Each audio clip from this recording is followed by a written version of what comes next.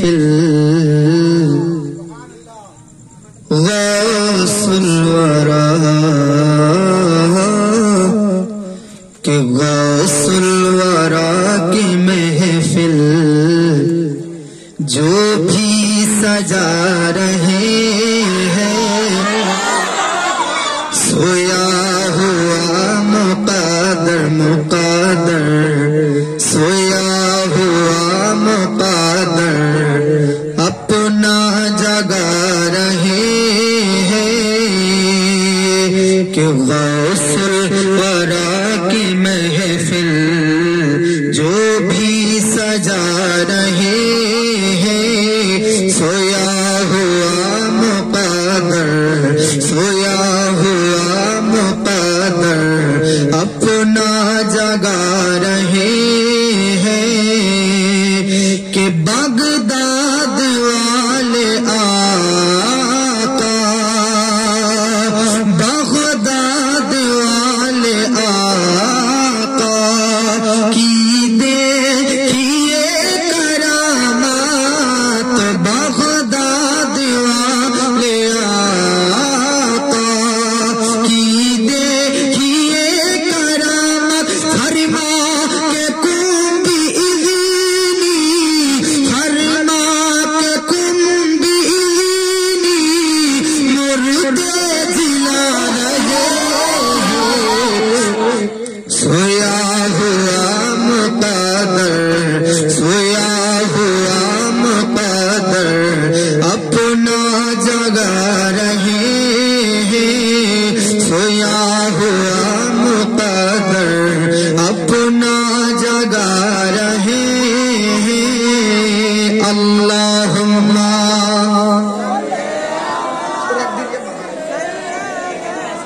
यहाँ लोग सुनो वही पे रख दीजिए बाहर में सुनेंगे क्या करेंगे जो आएगा वही सुनेगा ना सल्लल्लाहु ताला अलैहि वसल्लम বন্ধ করো বন্ধ করো বন্ধ করো বন্ধ হ্যাঁ বন্ধ মাইকটা একবার বন্ধ করে দিন মাইক বন্ধ করে দিন আওয়াজ হচ্ছে না না না বন্ধ করুন কোনটা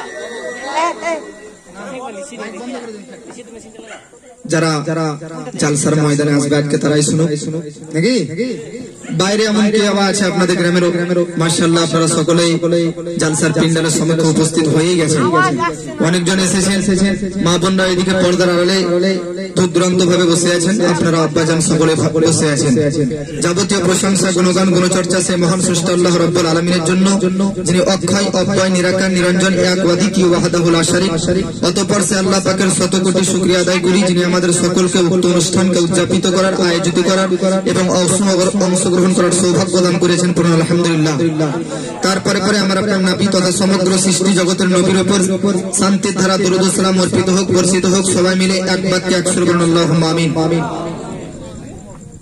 আপনারা কেউ কথাবার্তা বলবেন না চুপচাপ একটু ওয়াজ শুনুন সর্বপ্রথম আপনাদেরকে জিজ্ঞাসা করি আপনারা সকলে ভালো আছেন তো মাশাআল্লাহ আজকের এই ডাঙ্গালপাড়া মাদ্রাসার প্রধান শিক্ষক মাননীয় সম্মানীয় উস্তাদুল উলামা হযরত মাওলানা কারি সাইফুল্লাহ সাহেব কিবলা মাদ্দাজিল্লাহুল আলী দামাত বারকাতুল আলিয়া তিনি খুব মূল্যবান সুন্দর বক্তব্য রাখলেন তবে যতটা তিনি বক্তব্যের দিকে আবেগ রেখে সাপোর্ট করে বক্তব্য রেখেছেন ততটা আজকের মাইক আজকের সাউন্ড তিনাকে সাপোর্ট করেনি নাকি তার আগে আপনাদের গ্রামের উজ্জ্বলময় নক্ষত্র একদম সূর্যময় উজ্জ্বলময় নক্ষত্র উজ্জ্বলময় সূর্য হযরত মাওলানা কারি কি নাম বলে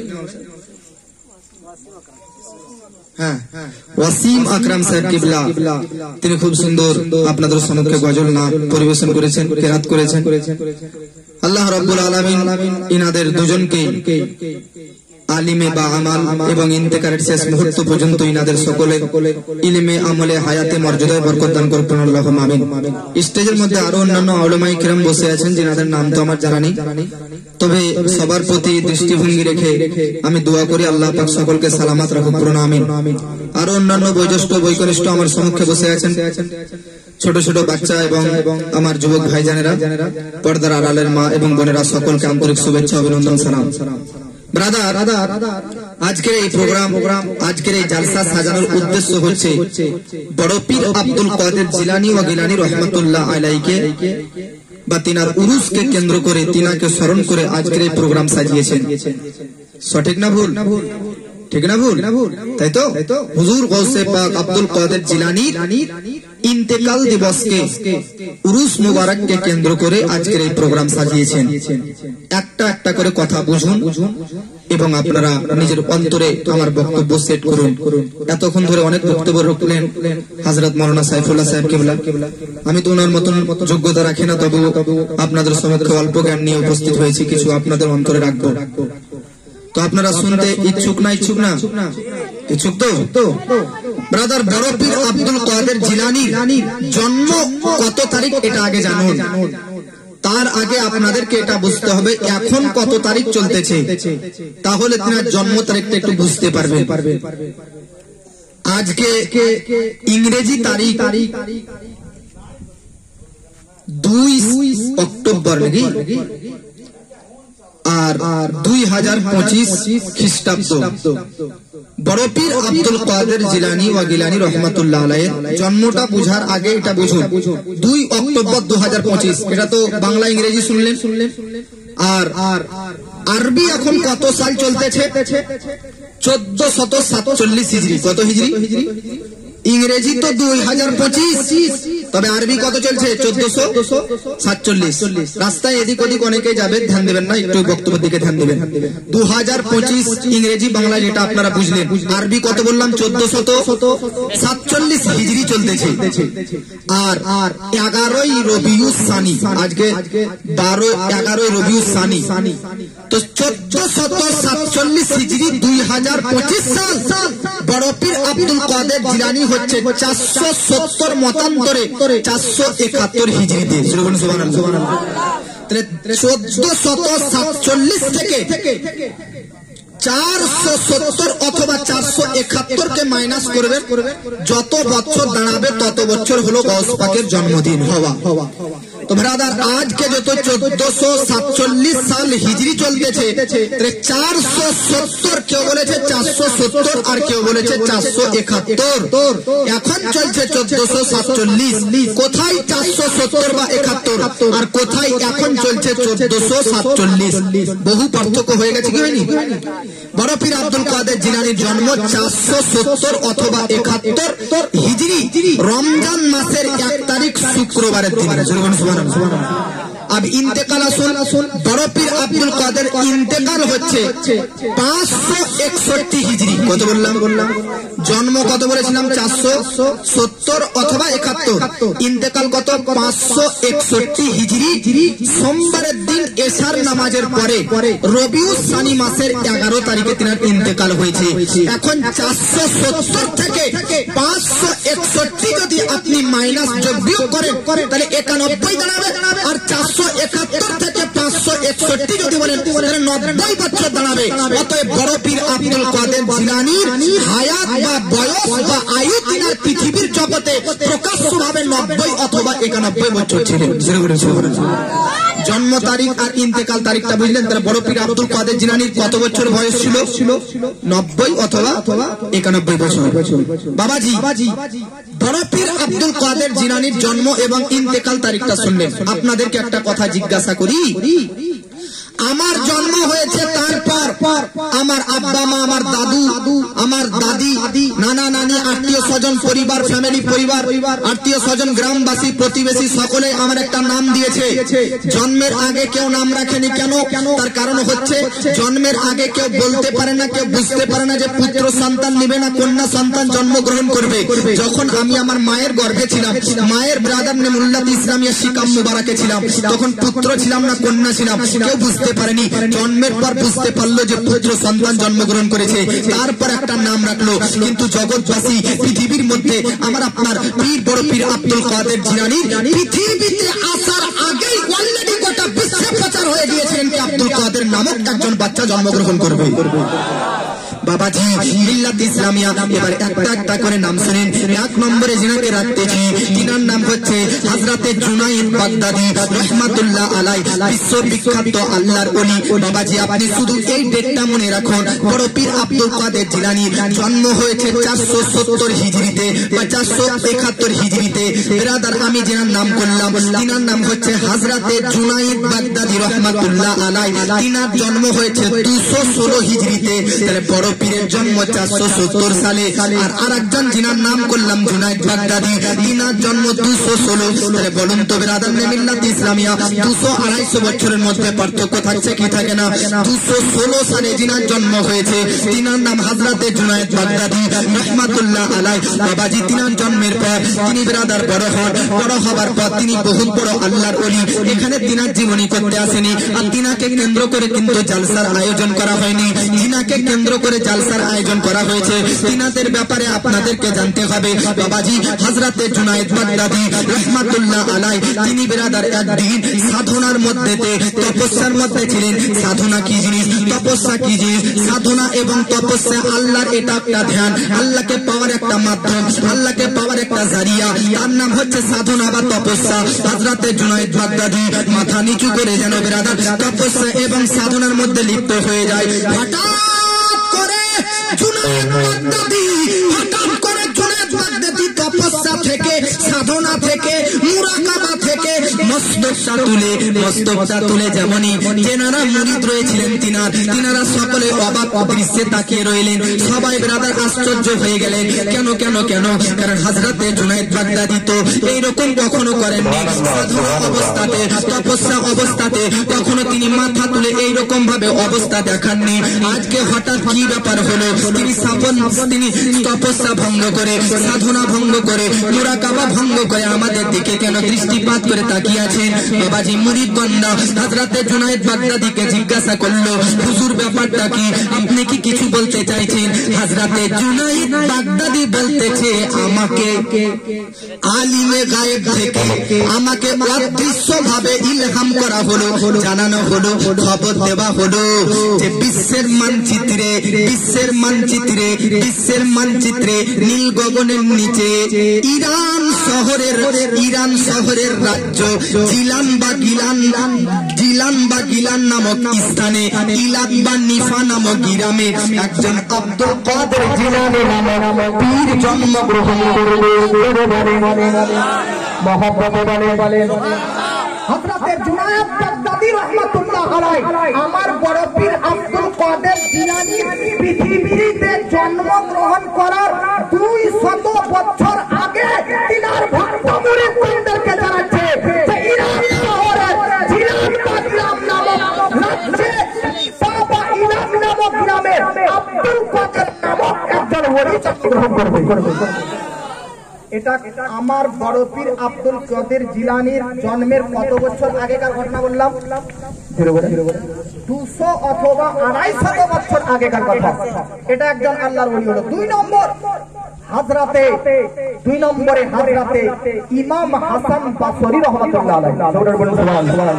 হযরতে হাসান বসরি রাহমাতুল্লাহ আলাইহি তিনিও তিনার ভক্তগণ এবং মুরিদগণদেরকে আমার বড় পীর আব্দুল কাদের জিলানীর জন্মের তিনারও 200 থেকে 250 বছর আগে হযরতে ইমাম হাসান বসরি তিনি তার ভক্তগণ উম্মতদেরকে জানাচ্ছে যে পৃথিবীর বুকে আজকে জিলান বা গিলান নামক স্থানে একজন বাচ্চা জন্মগ্রহণ করবে। তার নাম হবে আব্দুল কাদের, কুতুব হয়ে জন্মগ্রহণ করবে এবং সে একটা বাক্য বলবে কি কাদামি হাজিহি আলা রাকাবাতি কুল্লি ওলিল্লাহ, যে তার কদম সকল ওলির কাঁধে। তো তার কথা শুনে বিশ্বের মানচিত্রে যত ওলি থাকবে সবাই নিজের কাঁধকে তার পায়ের নিচে নামিয়ে দিবে। ये इमाम हसन बसरी बड़ पीर आब्दुल काদের জিলানী कम बेशी 150 থেকে 200 বছর আগে দ্বিতীয় ইমাম যিনি বড় পীরের ব্যাপারে জানালেন। 3 নম্বরে নাম শুনেন। 3 নম্বরে হচ্ছে হযরতে আবু বকর বাতাইহি রাহমাতুল্লাহ আলাইহি। সুবহানাল্লাহ। ये আবু বকর বাতাইহি রাহমাতুল্লাহ এমন একজন ওলি ছিলেন যে ওই সাহাবী আবু বকর সিদ্দিক ইনাকে স্বপ্নের মধ্যে জুব্বা পরালেন। ঘুম ভাঙতেছে তো দেখতেছে জুব্বা পড়ে আছে। সাহাবী আবু বকর সিদ্দিক আল্লাহর ওলি আবু বকর বাতাইকে স্বপ্নের মধ্যে যুদ্ধ করালেন। স্বপ্ন থেকে যখন তিনি ব্রাদার ঘুম ভাঙলো তো দেখতেছেন আবু বকর সিদ্দিকের পরানো যুদ্ধ তিনার গায়ে রয়েছে। ये हजरत আবু বকর বাতাইহির মাজার গুজরাটের মধ্যে আছে। তিনার ব্যাপারে লিপিবদ্ধ রয়েছে 40 বুধবার পরস্পর 40 বুধবার জিনার কবর যদি কেউ জিয়ারত করে নেয় তো তার উপর জাহান্নাম হারাম হয়ে যাবে। ये আবু বকর বাতাইহি এমন একজন আল্লাহর ওলি যে তিনার মাজারের বাউন্ডার যত জমি নিয়ে ব্রাদার ঘিরে রয়েছে এতটা জমিতে কোনো আগুন কাউকে পুড়াতে পারবে না। সুবহানাল্লাহ। হযরত আবু বকর বাতাইহি রাহমাতুল্লাহ আলাইহি যেখানে মাজার আছে ওনার মাজারের গ্রাউন্ড মাজারের যতটা আয়তন এই আয়তনের মধ্যে আগুনই জ্বলবে না, কাউকে আগুন কোনো কিছুকে আগুন স্পর্শ করে পুড়াতে পারবে না। এইজন্য হযরত আবু বকর বাতাইহি কবরের চতুর্দিকে যখন আগুনে কাউকে টাচ না করতে পারে তাই গ্রামবাসী এই সুযোগ ছাড়লো না, এই মজা ছাড়লো না। যখন যখন কেউ ইন্তেকাল করেন তিনার মাজারের সিঁড়ির চতুর্দিকে মানুষকে দাফন করতে লাগে, তখন দুনিয়ার আগুন কাউকে পুড়াতে পারবে না। তার কবরের পাশে দাফন করতে না তাতে যেন কবরের আগুন কাউকে না পুড়াতে পারবে না। এমন একজন জলিলুল কদর আল্লাহর ওলি আবু বকর বাতাইহি বলে যে ইরাকের মধ্যে 8 জন প্রসিদ্ধ কুতুববাড়ি হবে, তার মধ্যে একজন হচ্ছে বড় পীর আব্দুল কাদের জিলানী। সুবহানাল্লাহ।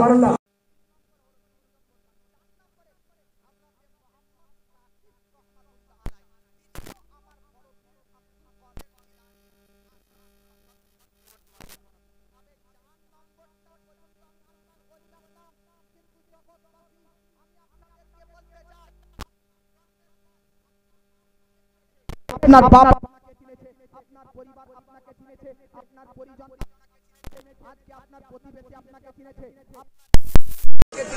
এলাকাবাসী আপনাকে চিনেছে।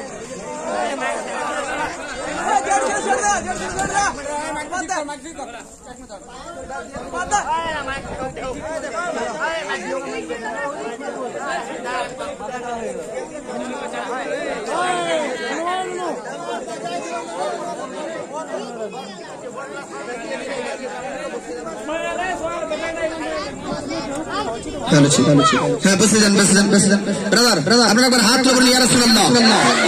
তো বাবাজি পৃথিবীর মধ্যে বড় পীর আব্দুল কাদের জিলানীর আগে বড় পীর আব্দুল কাদের জিলানীর পূর্বে যতজন আল্লাহর ওলি পৃথিবীর মধ্যে ছিলেন প্রত্যেকটি আল্লাহর ওলি, প্রত্যেকটি বুজুর্গ, প্রত্যেকটি বেরাদানে মিল্লাত ইসলামিয়া, প্রত্যেকটি আল্লাহর ওলি, প্রত্যেকটি বুজুর্গ ব্যক্তি আজকে বড় পীর আব্দুল কাদের জিলানী পৃথিবীতে আসার আগে জগৎবাসীদেরকে সুসংবাদ জানিয়েছে। আমি আপনাদেরকে বলতে চাই পৃথিবীর মধ্যে আমার নবী সাল্লাল্লাহু তাআলা আলাইহি ওয়াসাল্লাম যখন জন্মগ্রহণ করেছিলেন তখনও বড় পীর আব্দুল কাদের জিলানীর যেমন তিনার জন্মের আগে আল্লাহর ওলিগণ সুসংবাদ দিয়েছেন, নবীরও জন্মের আগে নবীগণরা সুসংবাদ দিয়েছেন। বাবাজি মিল্লাত ইসলামিয়া আপনারা ধ্যান ভটকান না। নবী সাল্লাল্লাহু আলাইহি ওয়াসাল্লাম আমার নবীর জন্ম 12 রেগুলা বলে নবী 570 খ্রিস্টাব্দে, আর এখন চলছে 2025। আর বড় পীরের জন্ম 1068 সালে ইংরেজি অনুযায়ী কত 1068, আর নবীর জন্ম কত 570, এখন চলছে 2025। জগৎবাসী কুরআন পড়বেন, কুরআন একটা আয়াত আপনাকে পাঠ করে শোনাচ্ছি। আল্লাহ পাক বলতেছে ওয়া মুবাশশিরাম বিরাসূলিন ইয়াতি মিন বাদি ইসমুহু আহমদ। এই বাক্যটা উচ্চারণ করেছেন ঈসা আলাইহিস সালাম, তিনার এই বাক্য কোরআনের মধ্যে উল্লেখিত রয়েছে। আমার নবীর কম বেশি 600 বছর আগে হযরতে ঈসা নবী পৃথিবীর মধ্যে প্রকাশ্যভাবে বাহায়াত ছিলেন। নবীর পৃথিবীতে প্রকাশ্যভাবে জন্মগ্রহণ করার 600 বছর আগে ঈসা নবী তিনার উম্মত হাওয়ারিগণদেরকে জানিয়েছিলেন যে পৃথিবীর মধ্যে তোমাদেরকে একজন রাসূলের সুসংবাদ শোনাচ্ছি, যিনি অতি সন্নিকটে আসবে এবং তিনার নামও হবে আহমদ। জোরে বলেন। ঈসা আলাইহিস সালাম যেমন আমার নবীর ব্যাপারে তিনার নাম উচ্চারণ করে জগৎবাসীকে জানিয়েছেন, এটা যেমন কোরআনে আছে। তো জগৎবাসী আজকে কেউ প্রশ্ন করতে তো পারে, আপনারা তো সব আল্লাহ ওলিদের ভক্ত ব্যক্তি, আপনারা তো আমার কথা বিশ্বাস করে নেবেন যে আমি বললাম বড় পীর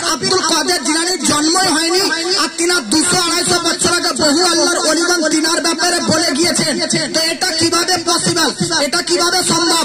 আমি তাদেরকে বলতে চাই, নবী পৃথিবীতে আসার আগে হযরতে ঈসা আলাইহিস সালাম 600 বছর আগে যেমন জগৎবাসীকে নবী নামে চর্চা করে জানিয়েছিলেন, তো নবীর জন্য যেমন এটা পসিবল সম্ভব, তেমন নবীর ফয়জ ও কারামের বড় পীরের জন্য এটা সম্ভব।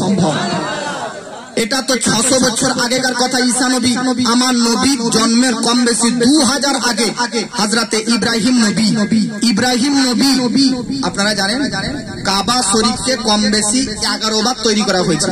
সুবহানাল্লাহ।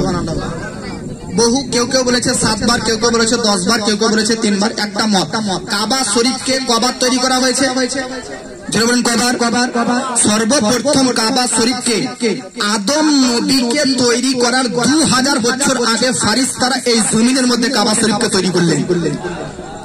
গোটা পৃথিবীর মধ্যে যদি প্রশ্ন করা হয় কুইজ, যে সর্বপ্রথম পৃথিবীর কোন অংশকে তৈরি করা হয়েছে, তো আপনারা সবাই এক বাক্যে উত্তর দেবেন, পৃথিবীর মধ্যে সর্বপ্রথম কাবা শরীফের অংশকে তৈরি করা হয়েছে। আপনি জানেন স্টেজ তার মধ্যে মধ্যবর্তী জায়গা, যদি বলেন যে মাঝামাঝি জায়গা কোনটা, আমি যে জায়গাতে বসে আছি এই জায়গাটা মাঝামাঝি জায়গা স্টেজে। গোটা পৃথিবীর মাঝামাঝি জায়গা হচ্ছে ওইটা যেখানে কাবা শরীফ অবস্থিত রয়েছে। কাবা শরীফকে গোটা দুনিয়ার নাভি বলা হয়। নাভি কেন? যেমন নাভি আপনার মায়ের সঙ্গে অ্যাডজাস্ট হয়ে, আপনার মায়ের নাভির সঙ্গে আপনার নাভি পেটে থাকাকালীন অ্যাডজাস্ট হয়ে আপনার নাভি থেকে আপনার পুরো বডি তৈরি হয়েছে, ঠিক সেই রকম সর্বপ্রথম কাবা শরীফকে দুনিয়ার মধ্যে তৈরি করার পর আস্তে আস্তে আস্তে গোটা পৃথিবী কাবা তৈরি করার পর তৈরি হয়েছে। এই জন্য গোটা পৃথিবীর নাভি কাবা শরীফকে বলা হয়। তো সর্বপ্রথম কাবা শরীফকে কারা তৈরি করেছেন? ফারিস্তারা। কারা? কত? আদম নবীর 2000 বছর আগে ফারিস্তাদের তৈরি করার পর হযরতে আদম আর তিনার স্ত্রী হযরতে হাওয়া, তিনারা দুজন মিলে কাবাকে আবার তৈরি করলেন। ফারিস্তারা ভিত স্থাপন করেছিলেন আর হযরতে আদম এবং হাওয়া তিনারা কাবার দেওয়াল তৈরি করে দিলেন। হযরতে আদম ও হাওয়ার তৈরি করার পর তৃতীয় নম্বরে তৈরি করলেন হযরতে শীস আলাইহিস সালাম, তিনার ছেলে। সুবহানাল্লাহ। চতুর্থ নম্বরে তৈরি করলেন শীস আলাইহিস সালামের। তৃতীয় নম্বরে তৈরি করার পর হযরতে নূহ নবীর যুগে বিশাল গজব নামক বন্যা হয়ে যায়, যাতে কাবা শরীফকে আল্লাহ রাব্বুল আলামিন তুলে নেয়। পরবর্তীতে নূহ নবীর বন্যার পরে ইব্রাহিম নবী আর তিনার ছেলে ইসমাইল নবী, বাপ এবং বেটা দুইজন নবী মিলে কাবা শরীফকে আবার পুনরায় নতুন ভাবে তৈরি করে দেন। তো 11 বার কাবাকে কম বেশি তৈরি করা হয়েছে। তার মধ্যে 4 নম্বরে যে তৈরি করা হয়েছে, যিনারা বা যারা তৈরি করেছে, এই 4 নম্বরে তৈরি করার কথা সূরা বাকারার 127 নম্বর আয়াতে বিস্তারিত আলোচনা রয়েছে। অন্যান্য নম্বরে তৈরি করার ঘটনাগুলো কোরআনে যদিও বলে, কিন্তু 4 নম্বরে যিনারা তৈরি করেছিলেন তিনাদের ঘটনাটা কোরআনে এসেছে। এখন আপনাদেরকে যদি প্রশ্ন করি, 1 নম্বরে ফারিস্তারা, 2 নম্বরে আদম এবং হাওয়া তিনার স্ত্রী, 3 নম্বরে তিনার ছেলে শীস নবী, 4 নম্বরে ইব্রাহিম ও ইসমাইল। তো বোঝা যাচ্ছে ইব্রাহিম এবং ইসমাইল নবীর কাবা তৈরি করার ঘটনা কোরআনে উল্লেখিত রয়েছে। 5 নম্বরে তৈরি করেছে কওমে ইমালিকা, 6 নম্বরে তৈরি করেছে কওমে জুরহুম, 9 নম্বরে তৈরি করেছে কুরাইশ গোত্র, 10 নম্বরে তৈরি করেছেন ব্রাদার আব্দুল্লাহ ইবনে জুবাইর, 11 নম্বরে তৈরি করেছে ব্রাদার মিল্লাত ইসলামিয়া, 1000 ব্রাদার 28 নম্বর হিজরিতে কয়েকজন ব্রাদার খলিফাতে উসমানিয়া যুগে। এই 11 বার কাবাকে তৈরি করার মধ্যে 4 নম্বরে তৈরি করা ইব্রাহিম আর ইসমাইল যে বাপ-বেটা মিলে কাবা তৈরি করেছেন, এটা কোরআনের মধ্যে উল্লেখিত রয়েছে। ইব্রাহিম আর ইসমাইল কাবাকে কমপ্লিট তৈরি করার পর কয়েকটি দোয়া আল্লাহর দরবারে করেছিলেন। তার মধ্যে কোরআনের মধ্যে 3টি দোয়া বিশেষভাবে উল্লেখিত রয়েছে। 1 নম্বর যেটা দোয়া করেছিলেন কাবা তৈরি করার পর, সেটা কি? সেটা হচ্ছে এটা, রব্বানা ওয়াবা'আস ফীহিম রাসূলাম মিনহুম ইয়াতলু আলাইহিম আয়াতিকা ওয়া ইউআল্লিমুহুমুল কিতাবা ওয়াল হিকমা ওয়া ইউযাক্কিহিম। আল্লাহ, কাবা তৈরি করা কমপ্লিট, কাবা তৈরি করা সম্পূর্ণ হয়ে গেল। এবার তুমি আমারই বংশের মধ্যে ওই রাসূলকে প্রেরণ করো যে রাসূল দুনিয়াতে কোরআনের বার্তা বোঝাবে, যে রাসূল কোরআনের ব্যাপারে আজকে মানুষদেরকে সাবধানতা করবে, কোরআনের বার্তা ছড়াবে। বলুন, কোরআনের বার্তা কোন নবী দুনিয়ার বাসীর মধ্যে জানিয়েছেন? আমাদের নবী কিনা? কোরআনের আয়াত কোন নবী পাঠ করেছেন? আমাদের নবী কিনা? তাহলে ইব্রাহিম নবীর দোয়া, ঈসা নবীর সুসংবাদ আমার আপনার নবীজি সাল্লাল্লাহু আলাইহি ওয়াসাল্লাম। তো যেমন আমার নবীজির জন্মের আগে বহু নবীগণরা তিনাদের যুগে আমার নবীর ব্যাপারে জানিয়ে গিয়েছিলেন, ঠিক বড় পীর আব্দুল কাদের জিলানীরও জন্মের আগে 100 বছর আগে, 200 বছর আগে, 150 বছর আগে আল্লাহর ওলিগণ তিনার ব্যাপারে মানে বড় পীরের ব্যাপারে জগৎবাসীদেরকে জানিয়েছে। আপনাকে এবার আমি যে কথাটা বলতেছিলাম যে পৃথিবীর মধ্যেতে আপনার জন্ম হয়েছে, তবে আপনার বাপ একটা নাম রেখেছে, তারপর দ্বিতীয় হচ্ছে আপনাকে চিনেছে। আপনার জন্ম হয়েছে, তারপর আপনার জন্ম সার্টিফিকেট তৈরি হয়েছে। আপনার জন্ম হয়েছে, তারপর আধার কার্ড তৈরি হয়েছে। আপনার জন্ম হয়েছে, তারপর ভোটার আইডি তৈরি হয়েছে। আপনার জন্ম হয়েছে, তারপর আপনার ফেসবুক আইডি তৈরি হয়েছে। আপনার জন্ম হয়েছে, তারপর রেশন কার্ড তৈরি হয়েছে। আপনার জন্ম হয়েছে, তারপর প্যান কার্ড তৈরি হয়েছে। জগৎবাসী কারো জন্মের আগে না প্যান কার্ড হয়, না আধার কার্ড হয়, না আধার কার্ড হয়, না ভোটার কার্ড হয়, না জন্ম সার্টিফিকেট হয়। কিন্তু আল্লাহওয়ালাদের ব্যাপার আলাদা। বড় পীর আব্দুল কাদের জিলানী জন্মের আগে তিনার জন্ম সার্টিফিকেট 200 বছর আগে, 250 বছর আগে, 150 বছর আগে বড় বড় আল্লাহর ওলিগণ বিশ্বের মানচিত্রে সমস্ত জগৎবাসীদেরকে জানিয়েছেন। এই জন্য জালালির ইমাম ইসলাম ইমাম আহলে সুন্নাত শাহ ইমাম আহমদ রাজা খান লিখতেছে, जो वली काबिल थे, जो वली बात हुए, जो वली काबिल थे या बात हुए, ये होंगे सब अदब रखते हैं दिल में मेरे आका या गौसे आजम तेरा।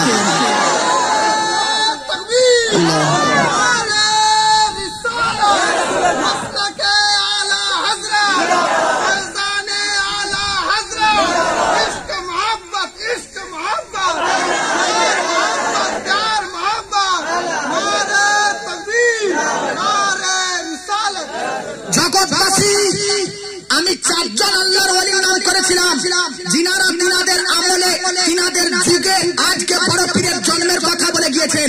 আর 5 নম্বরে শুনেন, আপনি নিজেকে থামাতে পারবেন না। 5 নম্বরে যে রাত্রিতে বড় পীর আব্দুল কাদের জিলানী জন্ম নিবে, যে নাইটে বড় পীর আব্দুল কাদের জিলানী জন্ম নিবে, সেই রাত্রিতে সেই নাইটে বেরাদানে মিল্লাত ইসলামিয়া আর জুনায়েদ বাগদাদি নয়, আর ইমাম হাসান বাসরি নয়, আর মোহাম্মদ গাকিস নয়, আর মোহাম্মদ বিন হাইতি নয়, আর অন্যান্য ওলিগণ নয়, কারণ সকল ওলিদের নেতা, সকল রসুলদের নেতা, সমস্ত নবীদের নেতা, গোটা বিশ্ব জগতের রাজা আমার আপনার নবীজি বড় পীরের আব্বা হুজুর আবু সালেহ মুসা জঙ্গির স্বপ্নের মধ্যে আসে। স্বপ্নের মধ্যে আসার পর হযরতে আবু সালেহ মুসা জঙ্গিকে আমার নবী বলতেছে, ইয়া আবা সালেহ আতাকা ইবনান, তোমাকে এমন একটা সন্তান আল্লাহ পাক রব্বুল আলামিন দান করেছে। সে সন্তানটা ওয়া হুয়া ওলি, সে হচ্ছে ওলি, ওয়া হুয়া মাহবুবি, সে আমি নবীর প্রিয়, ওয়া হুয়া মাহবুবুল্লাহ, সে আল্লাহর প্রিয়। এবং শুনো আবু সালেহ মুসা জঙ্গি, শুনো সায়াকুনু লাহু শানুন, এবং জানো সেই সন্তানের মর্যাদা কেমন হবে, সেই সন্তানের পাওয়ার কতটা হবে, সেই সন্তানের মর্যাদা কেমন হবে, সেই সন্তানের মহত্তা কেমন হবে। তো হযরতে আবু সালেহ মুসা জঙ্গি আমার নবীকে বলতেছে, হুজুর আপনি বলে দিন। তো আমার আপনার নবী বলতেছে, শুনো শুনো, সে সন্তানের মর্যাদা এমন হবে, শানুন কাল আউলিয়া ওয়াল আকতাব কাশানি বাইনাল আম্বিয়া ওয়াল মুরসালিন। যেমন আমি নবীর মর্যাদা, আমি নবীর পাওয়ার, আমি নবীর ক্ষমতা, আমি নবীর বৈশিষ্ট্য সমস্ত নবী রাসূলদের মধ্যে ঊর্ধ্বে, ঠিক সেই রকম তোমার সন্তান আব্দুল কাদের জিলানীর মর্যাদা পাওয়ার সমস্ত ওলিদের মধ্যে, সমস্ত কুতুবদের মধ্যে উচ্চ হবে। अब আপনাদেরকে বলতে চাই আমার নবীর মর্যাদা কতটা উচ্চ। কুরআন পড়ুন 30 নম্বর পারা, 30 নম্বর পারা, সূরার নাম সূরা ইনশিরা, আয়াত শুনুন। আল্লাহ পাক রব্বুল আলামিন কুরআনের মধ্যে জানিয়ে দিয়েছেন, ওয়া রাফা'না লাকা যিকরাক, ওয়া রাফা'না লাকা যিকরাক। আল্লাহ পাক কুরআনের মধ্যে বলতেছে, হে নবী আপনার জিকিরকে, আপনার স্মরণকে, আপনার মর্যাদাকে, আপনার পাওয়ারকে, আপনার বৈশিষ্ট্যকে, আপনার ক্ষমতাকে আমি আল্লাহ পাক উঁচু করে দিয়েছি। বাবাজি আপনাদেরকে যদি জিজ্ঞাসা করি আল্লাহর কাছ থেকে আয়াত নিয়ে আসতেন কোন ফেরেশতা, এক বাক্যে উত্তর দিবেন, তিনার নাম হচ্ছে হযরতে জিবরাইল আলাইহিস সালাম। বাবাজি হযরতে জিবরিল আমিনকে একদিন আল্লাহ জিজ্ঞাসা করতেছে, ও হযরতে জিবরিল, ও জিবরিল, ও মুআল্লিমুল মালাইকা, ও ফেরেশতাদের লিডার, ও ফেরেশতাদের প্রিন্সিপাল, আতাদরি কাইফা রাফাতু যিকরা, তুমি কি জানো আমার নবীর, আমার হাবিবের, আমার তাবিবের মর্যাদা কতটা উচ্চ করেছি, কতটা প্রসিদ্ধ করেছি, কতটা বুলন্দ করেছি, কতটা বৃহত্তম করেছি, কতটা উঁচু করেছি। হযরতে জিবরিল আল্লাহকে বলল, আল্লাহু আ'লামু, তুমি সবচেয়ে বেশি জানো তুমি তোমার নবীর মর্যাদা কতটা উঁচু করেছো। আল্লাহ পাক বলতেছে, ইযা যুকিরতু যুকিরতা মাই, নবীর মর্যাদা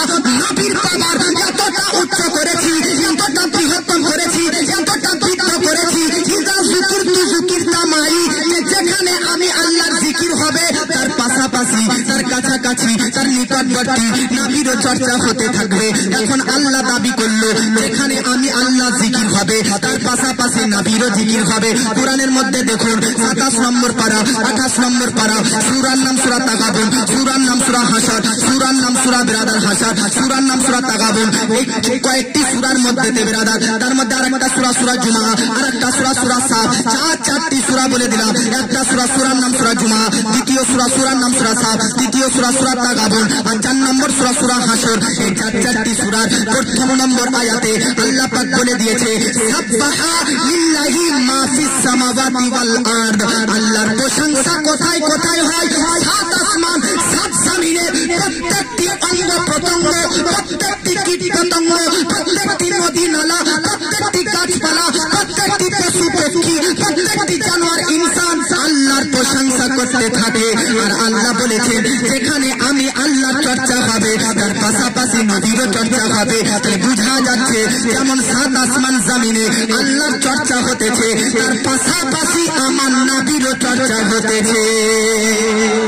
জগৎবাসী আল্লাহর নবী হযরত আবু সালেহ মুসা জঙ্গিকে বলতেছে যেমন আমি নবীর মর্যাদা সমস্ত নবী এবং রাসূলের মধ্যে উচ্চ, তেমন বড় পীর আব্দুল কাদের তোমার ওই ছেলের মর্যাদা হবে সমস্ত ওলিদের মধ্যে উচ্চ।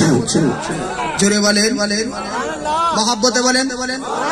বড় পীর আব্দুল কাদের জিলানী যে সে ব্যক্তি নয়, যে সে ব্যক্তি প্রায় নবীগণ, প্রায় ওলিগণ আমার নবী সহ বড় পীরের আব্বা আবু সালেহ মুসা জঙ্গির স্বপ্নে এসে আমার আব্দুল কাদের জিলানীর ব্যাপারে সুসংবাদ জানিয়েছেন। জোরে বলেন।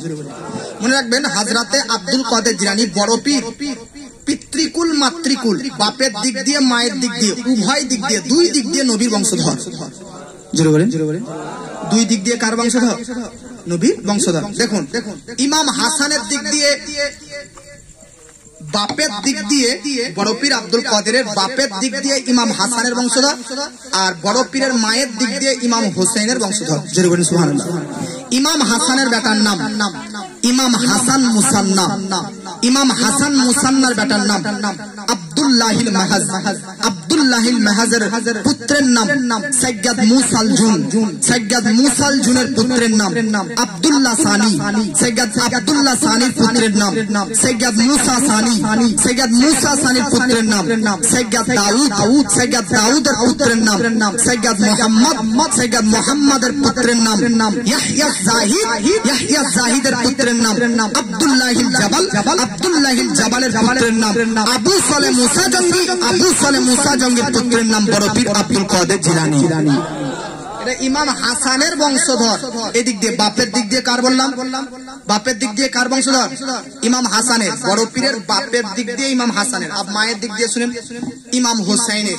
ইমাম হুসাইনের বেটার নাম ইমাম জাইনুল আবেদিন, ইমাম জাইনুল আবেদিনের পুত্রের নাম ইমাম মোহাম্মদ বাকের, ইমাম মোহাম্মদ বাকেরের পুত্রের নাম ইমাম জাফর সাদিক, ইমাম জাফর সাদিকের পুত্রের নাম ইমাম মুসা কাজিম, ইমাম মুসা কাজিমের পুত্রের নাম ইমাম আলী রাজা, ইমাম আলী রাজার পুত্রের নাম সৈয়দ আবু আলাউদ্দিন মুহাম্মদুল জাওয়াদ, সৈয়দ আবু আলাউদ্দিন মুহাম্মদুল জাওয়াদের পুত্রের নাম সৈয়দ কামালউদ্দিন ঈসা, সৈয়দ কামালউদ্দিন ঈসার পুত্রের নাম সৈয়দ আবু আতা আব্দুল্লাহ, সৈয়দ আবুল আতা আব্দুল্লাহর পুত্রের নাম সৈয়দ মাহমুদ, সৈয়দ মাহমুদের পুত্রের নাম সৈয়দ মুহাম্মদ, সৈয়দ মুহাম্মাদের পুত্রের নাম সৈয়দ জামালউদ্দিন, আর সৈয়দ জামালউদ্দিনের পুত্রের নাম আব্দুল্লাহ সুমঈ, আব্দুল্লাহ সুমঈর বেটির নাম ফাতিমা, ফাতিমার বেটার নাম বড় পীর আব্দুল কাদের জিলানী।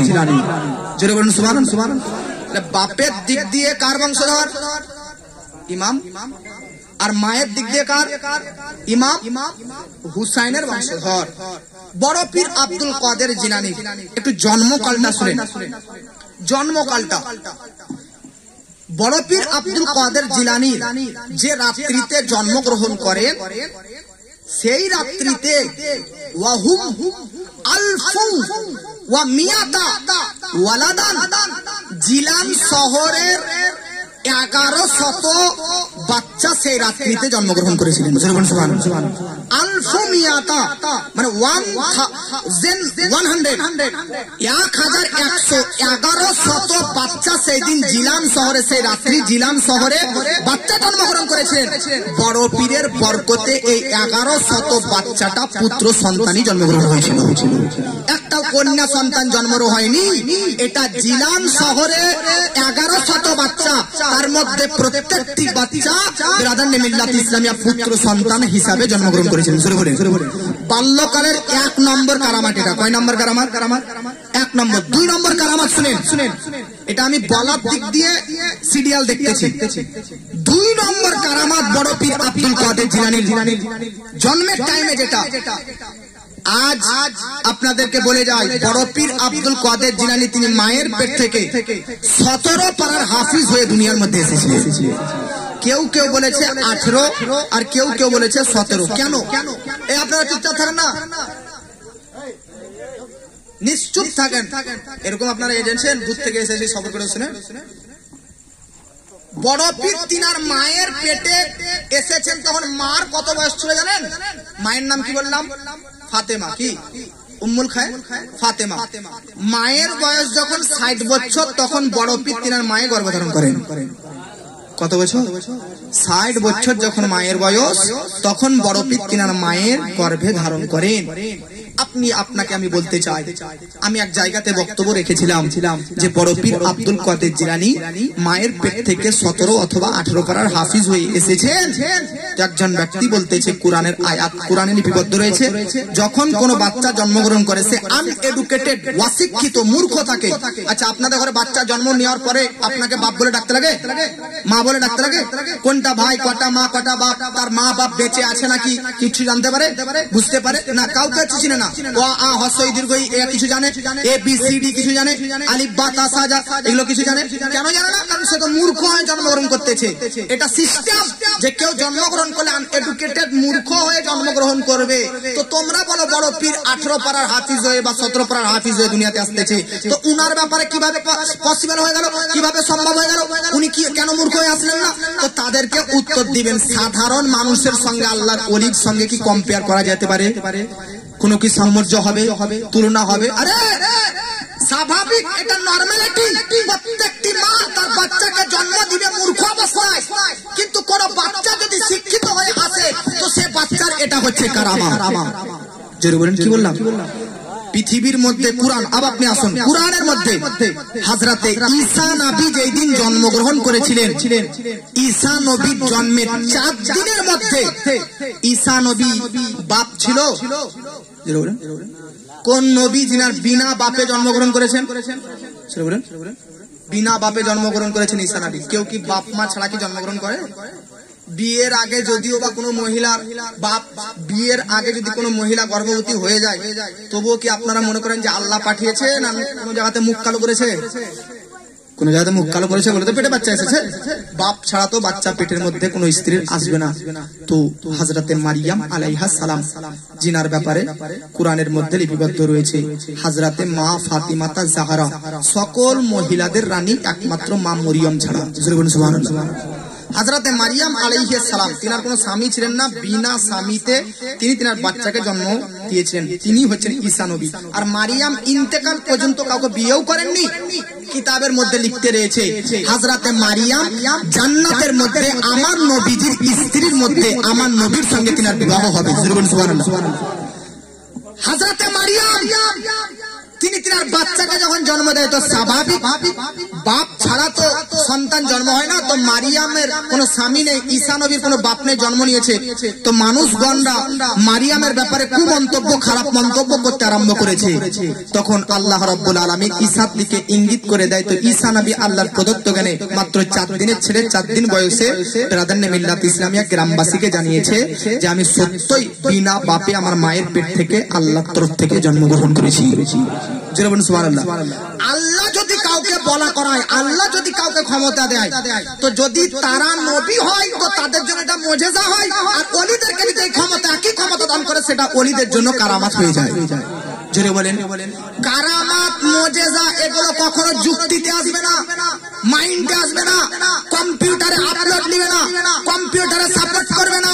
কারামাত তো তারই নাম যেটা স্বাভাবিক সাধারণত কারো দ্বারাতে সম্ভব নয়, কারো দ্বারাতে পসিবল নয়, সেটাই হচ্ছে কারামাত। আপনাদেরকে বলতে চাই, একটা বাটিতে, একটা ঘটিতে, একটা জগের মধ্যে গোটা সমুদ্রের পানিকে ভরা কি সম্ভব? কিন্তু খাজা গরিব নওয়াজ আনা সাগরের পানিকে একটা ঘটির মধ্যে, একটা বাটির মধ্যে, একটা জগের মধ্যে ভরে নিয়েছিলেন। তো এটা তিনার কারামাত। এই কারামাতকে যদি আপনি মাইন্ড খাটাতে যান, যুক্তি খাটাতে যান, এটা কিভাবে সম্ভব? যুক্তি কাজে আসবে না। যে জিনিসটা যুক্তি, মাইন্ড, কম্পিউটার দ্বারা কাজে আসবে না, সেটাই হচ্ছে কারামাত। अब कुराনের মধ্যেতে বহু কারামাত আল্লাহর ওলিগণদের ব্যাপারে লিপিবদ্ধ রয়েছে। আমি ওদিকে যাচ্ছি না, আপনাদেরকে যেটা আমি বলতে চাই, বড় পীর আব্দুল কাদের জিলানী মায়ের পেট থেকে 17 অথবা 18 পারার হাফিজ হয়ে আসাটাকে তুমি অস্বীকার করো, অমান্য করো, মানতে পারছো না, তাহলে এটা কিভাবে মানবে যে তিনি তিনার মায়ের পেটে 17 মাস বা 18 মাস ছিলেন? জোরে বলেন। আপনারা এখনো বুঝতে পারেননি? কোন সন্তান আপনাদের গ্রামের মধ্যে কোন এমন মাকে দেখান যে মায়ের পেটে তার সন্তান 17 মাস পর্যন্ত থেকেছে? আচ্ছা, স্বাভাবিক 9 মাস 10 মাস, 8.5 মাসের, 8 মাসের তো নিচে আসবেই না। তো 9 মাস 10 মাস যদি 8 মাসে আসে, সে বাচ্চা মরা হবে, মৃত হবে, অপুষ্টিকর হবে, নষ্ট হয়ে যায়, তখন ওর জন্ম দেওয়া হয়। তবে স্বাভাবিক কোন মা পুষ্টিকর ছেলে, জীবিত ছেলে 8 মাসের নিম্নে কি আপনাদের এলাকায় জন্ম দিয়েছে? গোটা পৃথিবীর মানচিত্রে এমন কোন ইতিহাস নেই যে 17 মাস বা 18 মাস কোন মায়ের পেটে কোন বাচ্চা জীবিত থেকেছেন বা থেকেছেন, এমন কোন মানচিত্রে নেই, ইতিহাসে নেই। কিন্তু একজনের আছে, তিনি হচ্ছেন আপনার আমার পীর আব্দুল কাদের জিলানী। মায়ের পেটে 17 মাস থেকেছেন বা 18 মাস। 17 বা 18 মাস মায়ের পেটে থাকাটা যেমন কোনো ব্যাপার নয়, মেনে নিয়েছি, তেমন 18 বা 17 পারার হাফিজ হয়ে আসাটাও বিনা দ্বিধায় নির্দ্বিধায় মেনে নিলাম। এটা 2 নম্বর কারামাত। 3 নম্বর, চলুন আরেকটা আপনাদেরকে আশ্চর্যজনক ঘটনা বলি। বড় পীরের জন্ম হয়েছে রমজান মাসের 1 তারিখ। গোটা রমজান মাসে, এটা জানা আছে আপনাদের, গোটা রমজান মাসে সকাল থেকে ইফতারের টাইম পর্যন্ত নিজের মায়ের দুধ পান করতেন না। শুরু করে আপনাদের বাড়িতে বাচ্চা রমজান মাসে হোক আর যেদিনে হোক, জন্মগ্রহণ করার পর দুধ পান করে কি করে না? কিন্তু বড় পীর আব্দুল কাদের জিলানী গোটা রমজান মাসে তিনি দুধ পান করেননি। যেই দিন জন্মগ্রহণ করেছে সেদিন একলা রমজান ছিল। কয়টা? আর এটা কেউ জানতো না। কখনো কখনো গ্রামের মধ্যে এটা হয় কি হয় না, যে ভাই আজকে রোজা কি রোজা না, সাহারি খাবো কি খাবো না, ইমাম সাহেবদের কাছে এসে বারবার ফোন, হুজুর বলেন না। এই দুটো জিনিস কেন মানুষ খুবই করে, একটা হচ্ছে কবে ঈদ হবে আর কবে রোজা হবে। চাঁদের ব্যাপার এটা, চাঁদ যদি না দেখা যায় আকাশে, তাহলে মানুষ ঝামেলায় ফেলে দেয় ইমাম সাহেবকে, হুজুর কালকে সাহারি খেতে হবে কি হবে না, কালকে সাহারি খেতে হবে কি হবে না। পুরো বাগদাদ শরীফের মধ্যে এমন একটা সময় ছিল যে চাঁদ মানুষ বুঝতে পারেনি, চাঁদ দেখতে পায়নি, সবার মধ্যে একটা দ্বিমত হয়ে যায়, সবার মধ্যে মতভেদ তৈরি হয়ে যায়, ইখতিলাফ হয়ে যায় যে আজকে রোজা কি রোজা না, আজকে রমজান মাসের 1 তারিখ কি 1 তারিখ না। ये খবর চতুর্দিকে ছড়ে যায়। কিন্তু বেরাদার, এই খবরটাও ছড়ে যায় যে আজকে জিলান শহরে একজন নবীর বংশধর জন্ম নিয়েছে, সে আজকে সারাদিন দুধ পান করেননি, তার মানে তিনি প্রমাণ করতেছেন আজকেই হচ্ছে রোজার 1 তারিখ।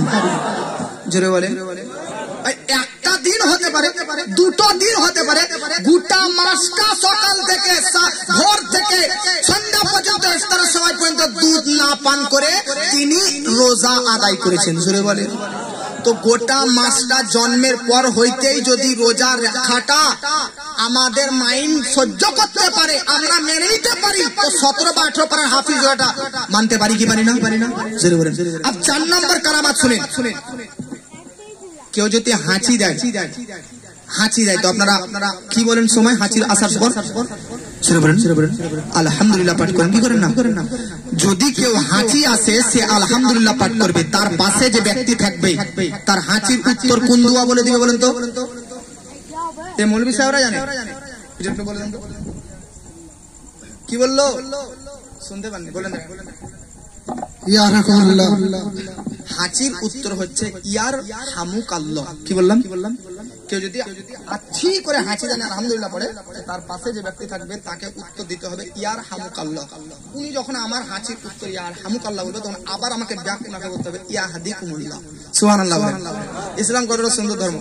তো ইয়ার হামুক আল্লাহ একটা পুরুষ লিঙ্গ স্ত্রীলিঙ্গ আছে কিনা? বলেন, স্ত্রীলিঙ্গ পুরুষ লিঙ্গ আছে কিনা? আছে না? না। একটা ছেলের নাম নাজির, ওই নামটা যদি কোনো মেয়ের নামের রেখে দেন তাহলে হবে নাজিরা। তো লাস্টে হ উচ্চারণ হয়ে গেল। নাজির পুরুষ লিঙ্গ, নাজিরা স্ত্রীলিঙ্গ।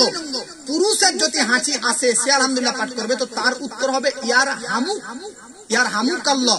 কি হবে? ইয়ার হামু কাল্লাহ। আর মহিলা যদি হাঁচি আসে নিয়ে আলহামদুলিল্লাহ পাঠ করে, তো আপনি যদি তার পাশে থাকেন তাহলে তাকে বলবেন ইয়ার হামু কিল্লা। কি হবে? এটা আরবিক গ্রামার। যেমন নাজির আর নাজিরা, পুরুষের জন্য নাজির, স্ত্রীর জন্য নাজিরা।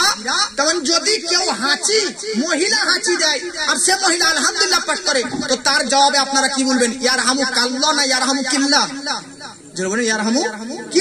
আর যদি কোনো পুরুষ হাঁচি আসে তাহলে তার জবাবে তাকে ইয়ার হামু কাল্লাহ না ইয়ার হামু কিল্লা? ইয়ার হামু কাল্লাহ। আব্দুল কাদের জিলানী এখনো জন্ম হয়নি, পেটের মধ্যে আছেন। হঠাৎ করে তিনার মায়ের হাঁচি আসে, তো তিনি আলহামদুলিল্লাহ পাঠ করে, তো পেটের ভিতর থেকে আব্দুল কাদের উত্তর দিচ্ছে ইয়ার হামু কিল্লা। শুরু করি। জগৎবাসী, আরে আপনি দুনিয়াতে আসার পর পুরুষ লিঙ্গ স্ত্রীলিঙ্গ স্কুল মাদ্রাসা মক্তব্যে পড়ালেখা করার পর গ্রামাটিক্যাল ব্যাকরণ শিখার পর আপনি জানতে পেরেছেন যে পুরুষ লিঙ্গের জন্য কোন শব্দ ব্যবহার হবে তো এরকম হবে, স্ত্রীলিঙ্গের জন্য কোন শব্দ ব্যবহার হবে তো এরকম হবে। এটা তো আপনি স্কুলে পড়ালেখা করার পর জানতে পেরেছেন। কিন্তু আপনি বলুন, মায়ের পেটে আব্দুল কাদের কোন স্কুলে পড়লেন যে তিনি মহিলা, তিনার মা হাঁচি দিচ্ছেন, তো ইয়ার হামু কাল্লা না বলে ইয়ার হামু কিল্লা বলে ইয়ারা বিদ্যামানে প্রমাণ দিয়ে দিয়েছে। জোরে বলে। এটা কত নম্বর কারামাত? 4 নম্বর। 5 নম্বরে শুনেন জগৎবাসী, এটা হচ্ছে বড় পীর আব্দুল কাদের জিলানীর বাল্যকাল। বড় পীর আব্দুল কাদের জিলানী যেই দিন জন্মগ্রহণ করে, তিনার মুখ থেকে আল্লাহ আল্লাহর জিকির শোনা গিয়েছে। খ্বাজা গরিব নামাজের ব্যাপারে, খ্বাজা গরিব নামাজের ব্যাপারে আমার জীবনী ইউটিউবের মধ্যে পাবেন, কয়েকদিন জীবনী করা আছে। খ্বাজা গরিব নওয়াজও যখন তিনি তিনার মায়ের পেটে ছিলেন, তখনও তিনার মা মাঝে মধ্যে পেট থেকে আল্লাহর জিকির শুনতে পেতেন। তিনি একজনকে জিজ্ঞাসা করলো যে পেটের মধ্যে কি আওয়াজ আসতেছে, তো বলতেছে তোমার পেটে খ্বাজা গরিব নওয়াজ জন্ম নিয়েছে, সে আল্লাহর জিকির, আল্লাহকে রাজি করার জন্য পেটের মধ্যে জিকির করা শুরু করে দিয়েছে।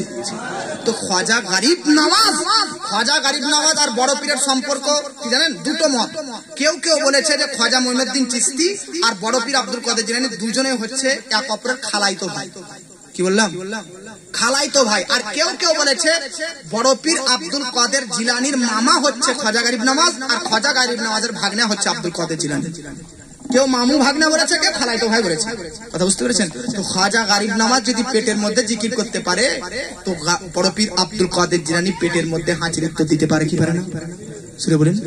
আমি তো উনারা বড় বড় আল্লাহর ওলি, উনাদের চ্যাপ্টার ক্লোজ করলাম, উনাদের চ্যাপ্টার আমি বন্ধ রাখলাম। আপনাদেরকে আজ থেকে 200 বছর আগেকার একজন মুহাদ্দিসের নাম শোনাচ্ছি, শেখ ওলিউল্লাহ মুহাদ্দিস দেহলভী। তিনি যখন তিনার মায়ের পেটে ছিলেন, এমত অবস্থায় একজন ভিক্ষুক ভিখারি ভিক্ষা চাইতে তিনাদের বাড়িতে এসেছে। তো শেখ ওলিউল্লাহ মুহাদ্দিস দেহলভী রহমাতুল্লাহের আব্বার নাম শেখ আব্দুর রহিম মুহাদ্দিস দেহলভী। বাপ বাড়িতে আছে আর তার ছেলে এখনো জন্ম নেয়নি, মায়ের পেটে আছে। ভিখারি বাড়িতে এসেছে, ভিক্ষা চাইলো। তো তিনাদের এত দরিদ্রশীল ছিলেন, এত অভাব ছিল যে বাড়িতে 3টা রুটি ছিল, একটা রুটি তিনাকে ভিখারিকে দান করে দিল। বাপ ভিখারিকে ভিক্ষুককে একটা রুটি দান করে দেয়। একটা রুটি যেমনই দান করে দেয়, তেমন পেটের ভিতর থেকে শেখ ওলিউল্লাহ মুহাদ্দিস দেহলভী বলতেছে, আব্বা গো, এখনো 2 পিস রুটি রাখা আছে, ওই 2 পিস রুটি আপনি তিনাকে দিয়ে দিন। জোরে বলেন। বেরাদার, এমত অবস্থায় একটা রুটি যেহেতু ভিক্ষুক পেয়ে নিয়েছে, খুব মজা, সে কিন্তু চলে গিয়েছে। দূর থেকে ডাকতেছেন, ও ভিক্ষুক, ও ভিক্ষুক, ও সুয়ালি, তুমি ধরতে ধরতে চলে এসো, তোমাকে আরো 1 পিস রুটি দেওয়ার আছে। কেন? বেরাদার, পেটের ভিতর থেকে তিনার ছেলে কি বললো, এখনো যা রুটি আছে সবই দিয়ে দিন। কিন্তু তবুও তিনার বাপ ভাবলেন, এখন তো আমার স্ত্রী প্রেগনেন্ট, বাচ্চা আছে পেটে, একটাই রুটি দিই। আবার আরেকটা রুটি দিলেন, দেওয়ার পর বিদায় করে দিলেন। ভিখারি কিছুটা মিটার রাস্তা অতিক্রম করেছে, আবার পেট থেকে বলতেছে, আপনার কাছে আরো 1 পিস আছে, ওটাও দিয়ে দিন। বাবাজি এ হচ্ছে আল্লাহর ওলিদের ঘটনা। তো 200 বছর আগেকার শেখ ওলিউল্লাহ মুহাদ্দিস দেহলভী পেটের ভিতর থেকে যদি বাপকে আবেগ তৈরি করে যে ভিক্ষুককে আপনি দিয়ে দিন, তো বলুন শেখ ওলিউল্লাহ মুহাদ্দিস দেহলভীর সকলের আকা ও মাওলা আমার বড় পীর আব্দুল কাদের জিলানী, তো তিনার পেটে থেকে বেরাদার হাঁচির উত্তর দেওয়া, পেটে থাকা অবস্থায় কুরআন মুখস্থ করা, পেটে থাকা অবস্থাতে জিকির করা, এটা সম্ভব কি সম্ভব না? জোরে বলুন সম্ভব না? সম্ভব না? জোরে বলুন সম্ভব না? সম্ভব না? বড় পীর আব্দুল কাদের জিলানী। এবার আরেকটা কথা শুনে, এখন কার আমল চলছে ভারতবর্ষে? প্রধানমন্ত্রীর নাম কি? নরেন্দ্র মোদী নাকি? দামোদর নরেন্দ্র মোদী, এটা পুরো নাম। তো এটা নরেন্দ্র মোদীর আমল চলছে নাকি? আপনাদেরকে একটা কথা শুনে নবীর ইন্তেকালের পর সাহাবায়ে কেরামদের মেহনতে ইসলামটা আরব থেকে বেরিয়ে পুরো পৃথিবীর মধ্যে ছড়ে গিয়েছিলেন। সুবহানাল্লাহ। একটা কথা আমাকে হয়রান করলো পড়তে, পৃথিবীর মধ্যে প্রত্যেকটা নবী কিন্তু ইসলামের প্রচার ও প্রসার করতে এসেছেন, কিন্তু যতটা টাইম আমার নবী পাননি ততটা টাইম অন্যান্য নবীরা পেয়েছে। আমার নবী এতটা অল্প টাইম ইসলাম প্রচার করতে পেয়েছেন, তবুও এত অল্প শর্ট টাইমে যতটা উম্মতি বানাতে পেরেছেন ততটা উম্মত অন্যান্য নবীগণরা বানাতে পারেননি। একটা উদাহরণ দিচ্ছি, আপনারা অন্তরে খাতায় নোট করে নিন। আপনারা বক্তব্য শুনছেন নাকি? শুনছেন? একজন নবী, তার নাম হচ্ছে হযরতে নূহ আলাইহিস সালাম। যেরকম কি নাম? ইসলামের নয়, গোটা বিশ্ব জগতের ইতিহাস সাক্ষী। গোটা পৃথিবীর মধ্যে পৃথিবী তৈরি হওয়া থেকে আজ পর্যন্ত সবচাইতে বেশি আয়ু কে পেয়েছেন? তো এই নূহ নবী। কত আয়ু? 1600 বছর পৃথিবীতে বেঁচেছিলেন। কত বছর? 1600 বছর পৃথিবীতে তিনি প্রকাশ্যভাবে জীবনযাপন করেছেন। বলুন একটা মানুষ 1600 বছর নূহ নবী বিরাদার পৃথিবীর মধ্যে হায়াত পেয়েছেন, আর আমার আপনার নবী তিনি হায়াত পেয়েছেন 63 বছর। বলুন কত? জোরে বলুন কত? আমার নবীর বয়স হচ্ছে 63 আর নূহ নবীর বয়স হচ্ছে 1600 বছর। হযরতে নূহ নবী ধর্মের প্রচার করতে যান, এত লং টাইম, এত লম্বা সময়, তবুও তিনার উম্মতের সংখ্যা হচ্ছে মাত্র 80টা। জোরে বলুন কটা? এতটা আফসোস যে নূহ নবী বাপ নবী, কিন্তু তার বেটা জাহান্নামী। বেটা কি বললাম? বেটার নাম কেনান, বাপ নবী কিন্তু বেটা জাহান্নামী। এটা থেকে শিক্ষা নেন।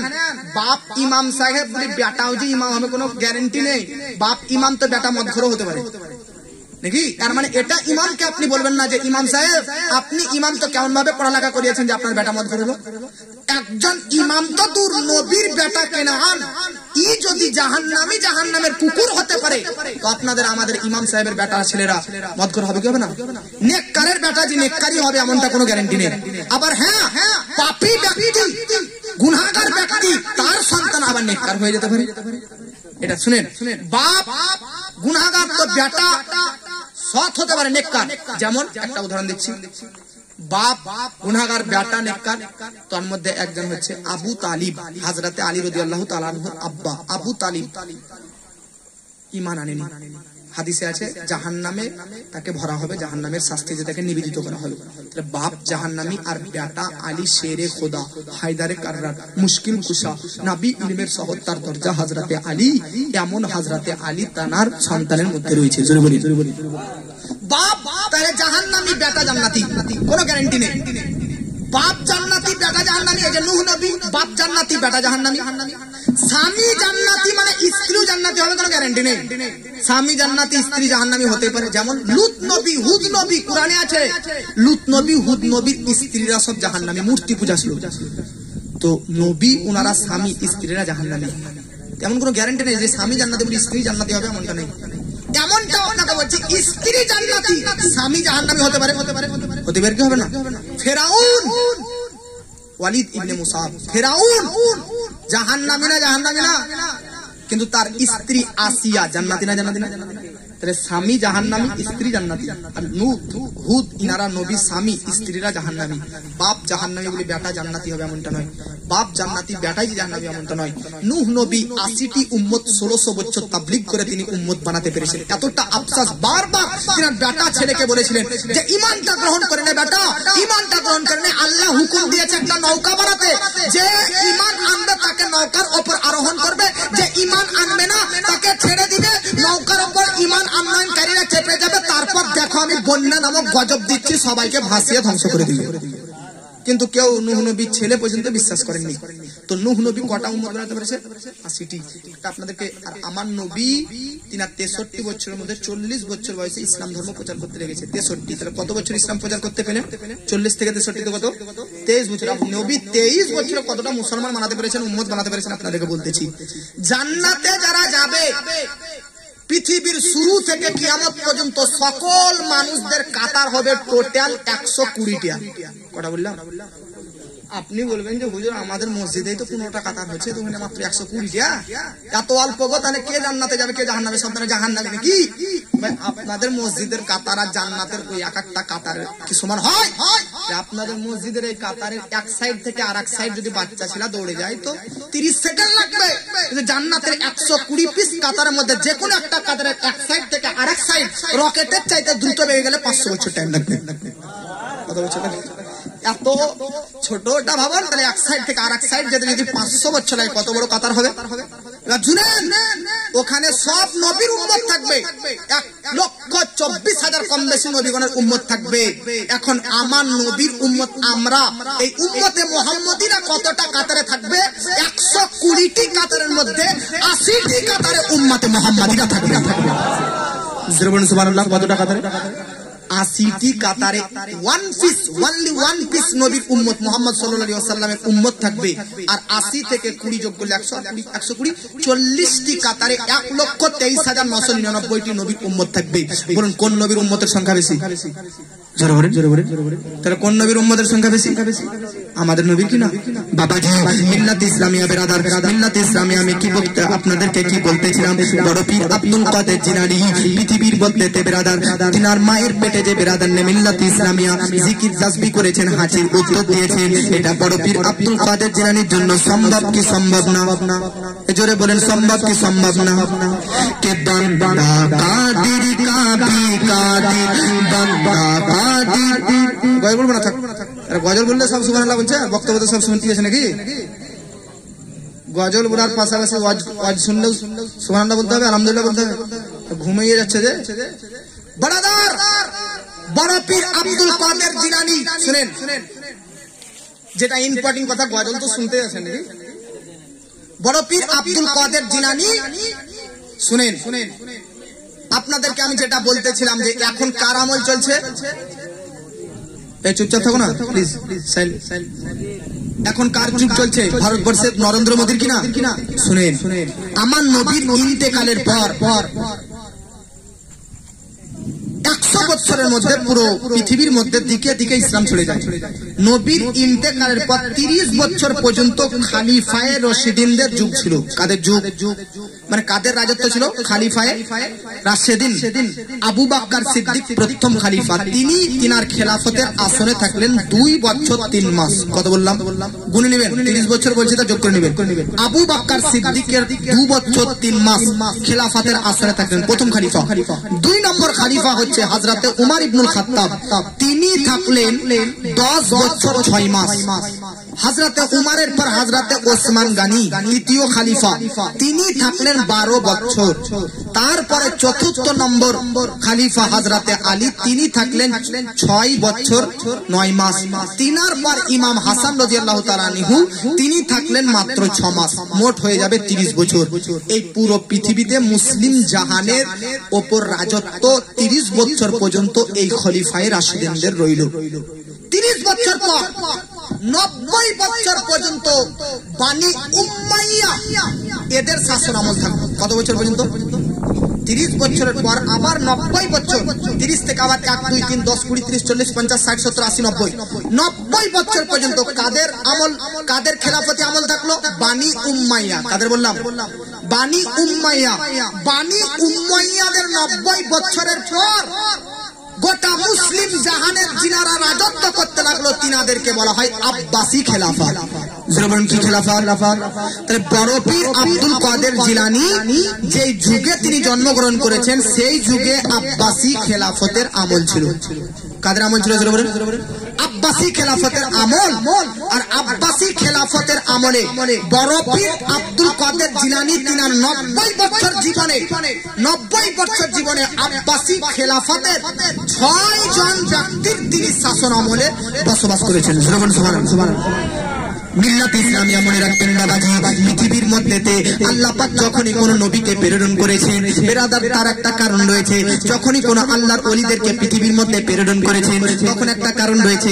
আল্লাহ পাক রব্বুল আলামিন নেককার ব্যক্তিদের মধ্যেতে বেরাদার সৎ ব্যক্তিদের মধ্যেতে যারা আল্লাহওয়ালা ব্যক্তি তাদের মধ্যেতে কোন ওলিকে প্রেরণ করেননি, বরং যখন গুনাহ আজকে সমাজের মধ্যে বাড়তে লেগেছে, যখন চতুর্দিকে বেরাদার পাপিষ্ট আর পাপাচারের মধ্যে ব্যস্ত হয়ে গেছে, সমাজটা যেন বেরাদার ঘৃণা জাহান্নামের পথে নিবেদিত হয়ে যাচ্ছে, ওই সময়ে এই সমাজকে পরিবর্তন করার জন্য, সোসাইটিকে আল্লাহর পথে নিবেদিত করার জন্য আল্লাহ পাক পৃথিবীর মধ্যে ওই সমাজে একটা একটা করে ওলিদেরকে প্রেরণ করে।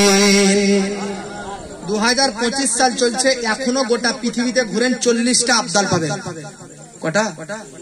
আল্লাহ, এটা অবশ্যই সর্বযুগে 40টা করে আবদাল থাকবে।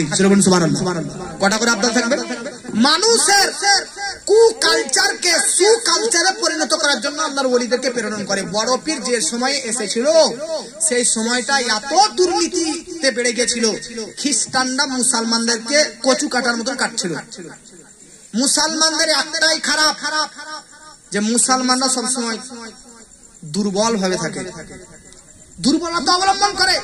মুসলমানরা যতটা বেধর্মিতা অটল থাকে ততটা কিন্তু মুসলিমরা অটল নয়। বেধর্মীদের মধ্যে কোনো ঝগড়া হোক একসঙ্গে সব বেরিয়ে যাবে, আর মুসলিমের গ্রামে ঝগড়া হোক তো বের হবে না, হিংসা করবে, তুই যা তোর ব্যাপার আমি জেনে যাবো।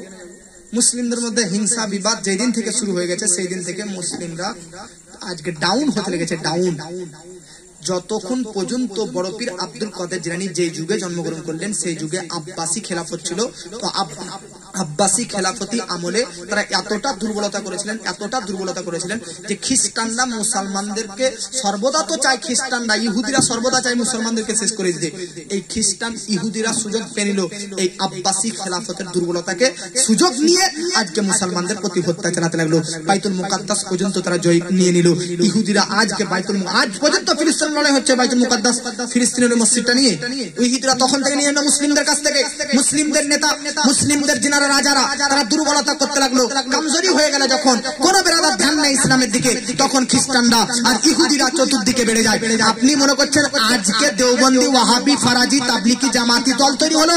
না, আজকে যেমন দেওবন্দি ওয়াহাবি তাবলিগি জামাতি তৈরি হলো তেমন গস পাকের যুগে দেওবন্দি ওয়াহাবি তো নয়, গস পাকের যুগে মুতাজিলা নামক ফিরকা জন্ম নেয়, আজকে জাজিরিয়া নামক ফিরকা জন্ম নেয়। গস পাকের যুগে মোটামুটি 10টার অধিক বাতিল ফিরকা জন্মগ্রহণ করে, বাতিল ভ্রান্ত মতভেদ পোষণকারী দলরা জন্মগ্রহণ করে। শুনেন, যখন কোন জায়গাতে, যখন কোন এলাকাতে বাতিল পন্থীদের উৎপত্তি হয়েছে, ভ্রান্ত মতবাদ পোষণকারী দলদের সংখ্যা বেড়ে গেছে, তখন আল্লাহ কোন না কোন মুজাদ্দিদকে প্রেরণ করে ভ্রান্ত মতবাদ পোষণকারীদের গলাকে ডুবিয়েছে। তো 5ম শতাব্দীতে, এখন চলছে 14 শতাব্দী, 5ম শতাব্দী, 5 শতাব্দীতে মুতাজিলা নামক ফিরকারা যখন বেরিয়ে আল্লাহর নামে, নবীর নামে কুরজিকর বাক্য আবৃত্তি করতে লাগলো, তখন 5ম শতাব্দীর মুজাদ্দিদ করে দিন ইসলামকে রক্ষা করার জন্য আব্দুল কাদেরকে পাঠালো। কিন্তু 14 শতাব্দীতে মুতাজিলা নয়, দেওবন্দি ওয়াহাবিদের গুরু আশরাফ আলী থানভী, কাসিম নানভী, ইসমাইল দেহলভী এদের যখন আবির্ভাব হলো তখন আবার আল্লাহ 14 শতাব্দীতে আলা হাসানকে প্রেরণ করেন। জোরে বলেন। প্রতিটি শতাব্দীতে একটা করে মুজাদ্দিদ এসেছে, তখনই আজকে দিন ইসলামকে বাতিল পন্থীদের ছোঁয়া থেকে পরিষ্কার করার জন্য একটা করে মুজাদ্দিদ প্রেরিত হয়েছে। জোরে বলেন, জোরে বলেন। আর মহাব্বত বলুন সুবহানাল্লাহ। বড় পীর আব্দুল কাদের জিলানী ৫ম শতাব্দীর মুজাদ্দিদ বাবাজি, যিনি পৃথিবীর মধ্যে এসেছে প্রত্যেকটা বাতিল পন্থীদের আজকে মুআজ্জাজ সামাইনি কেরাম আজকে খাল তিনি ছিঁড়ে নিয়েছেন। সুবহানাল্লাহ। বাবাজি মিল্লাত ইসলামিয়া একটা কথা শুনে,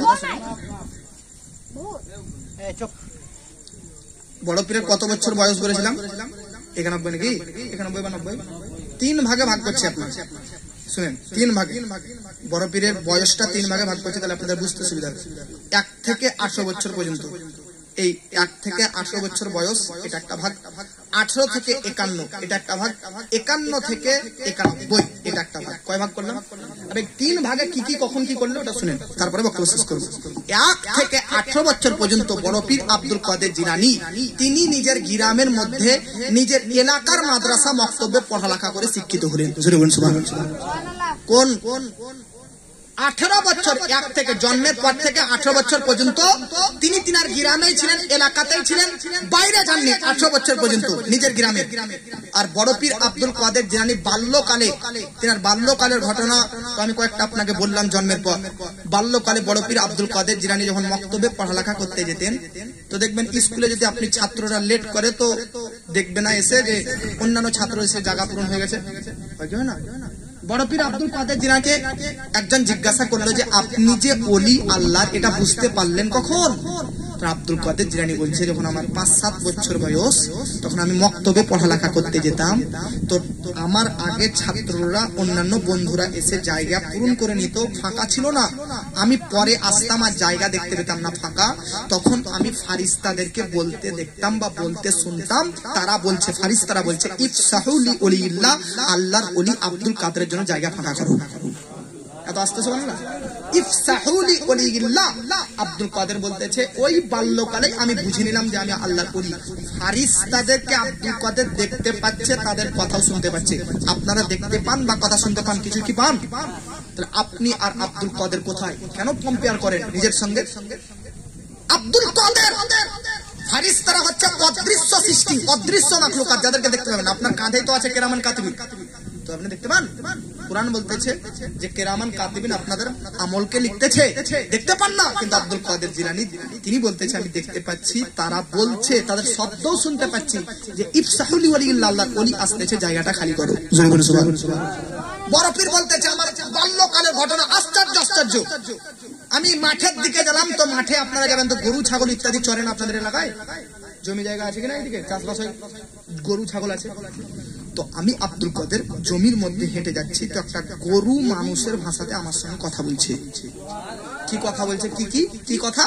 ইয়া আব্দুল কাদের, ইয়া আব্দুল কাদের, মা লিমা খুলিকতা। আব্দুল কাদের, তোমাকে এই মাঠে চলাফেরা আর গরু ছাগল চড়ানোর জন্য আল্লাহ বানায়নি, তোমাকে তো আল্লাহ বানিয়েছে দিন ইসলামের খাদিম করার জন্য, তোমাকে তো বানিয়েছে আল্লাহ কুতুব করে, তোমাকে এই জন্য তোমাকে আল্লাহ বানায়নি। আব্দুল কাদের জিলানী যখন একটা গরুর মুখে এরকম মানুষের মতন কথা শুনলেন, দৌড়তে দৌড়তে দৌড়তে আসার পর মাকে বললেন, মা উম্মুল খায়ের ফাতেমা, আপনি এবার আমাকে অনুমতি দেন, আমি এবার বাইরে পড়তে যাব। আচ্ছা, ছাত্র যত উচ্চ শিক্ষায় শিক্ষিত হবে বাইরে পড়তে যাবারও প্রোগ্রাম বানাবে। বড় পীরের যুগে গোটা বিশ্বের মধ্যে জ্ঞান চর্চার কেন্দ্র, মানে সবচাইতে দামি যেটা স্কুল ছিল সেটা হচ্ছে বাগদাদে। কোথায়? বড় পীরের জন্ম কোন শহরে?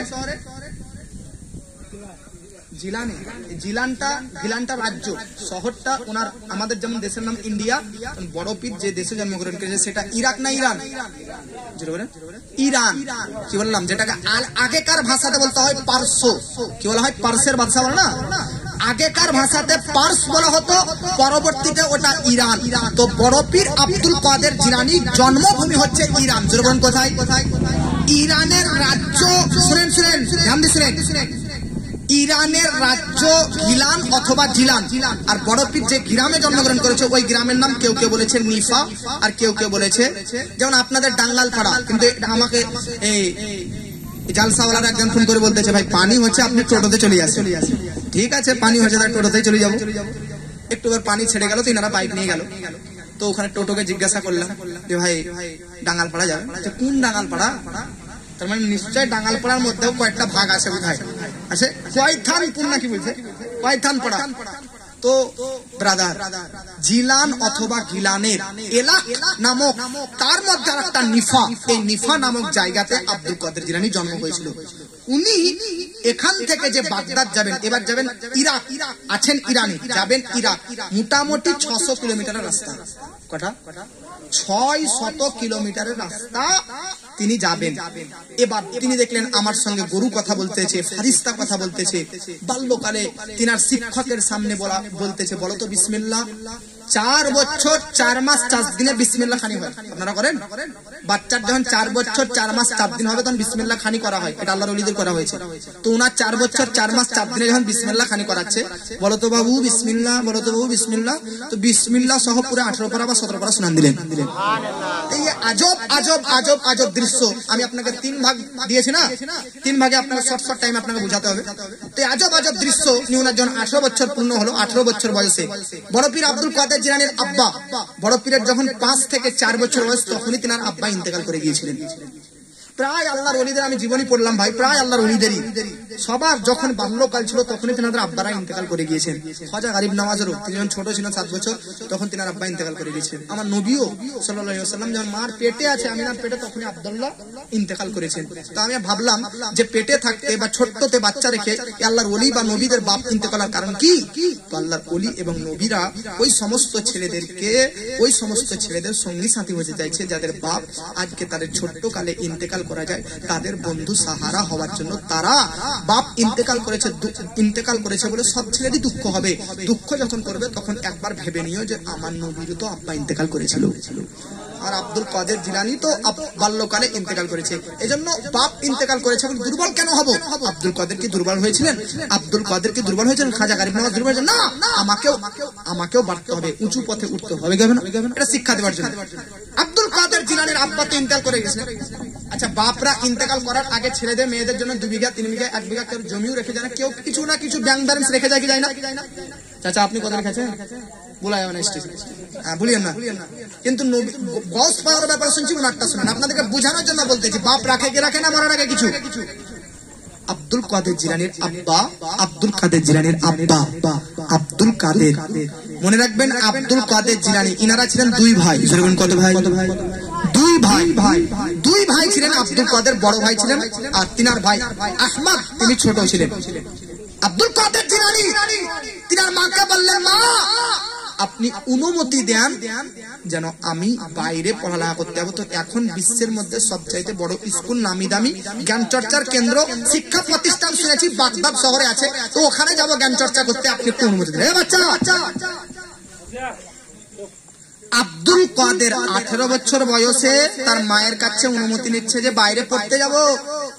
তোমরাও বাচ্চারা বাইরে, বাড়ির বাইরে যদি কখনো যাও তো মায়ের কাছ থেকে অনুমতি নিবে।